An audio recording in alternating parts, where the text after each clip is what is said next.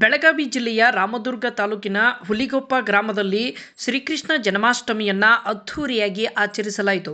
ಶ್ರೀಕೃಷ್ಣನಿಗೆ ಶನಿವಾರ ಮಧ್ಯರಾತ್ರಿ 12 ಗಂಟೆಗೆ ತೊಟ್ಟಿಲಕ್ಕೆ ಹಾಕುವುದು ಮತ್ತು ಹೆಸರು ನಾಮಕರಣ ಮಾಡುವುದು, ನಂತರ ಶ್ರೀ ದುರ್ಗಾದೇವಿ ಭಜನಾ ಮಂಡಳಿಯಿಂದ ಶಿವಭಜನ, ಶ್ರೀ ಪಾಂಡುರಂಗ ಸೇವಾ ಸಂಘ ವತಿಯಿಂದ ಸಂತರ ಭಜನಾರತಿ ನಡೆಯಿತು.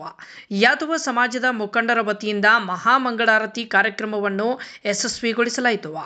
ರವಿವಾರ ಬೆಳಿಗ್ಗೆ ಶ್ರೀಕೃಷ್ಣನ ಫೋಟೋ ಮೆರವಣಿಗೆ, ಶ್ರೀಕೃಷ್ಣನ ಬೆನ್ನಿಗಡಿಗೆ ಮಕ್ಕಳು ಶ್ರೀಕೃಷ್ಣ ರಾಧಾವೇಷ ಭೂಷಣ ಧರಿಸಿ ಬೆಣ್ಣೆ ಕದಿಯುವುದು, ಮಧ್ಯಾಹ್ನ ಅನ್ನಪ್ರಸಾದ ಜರುಗಿತು.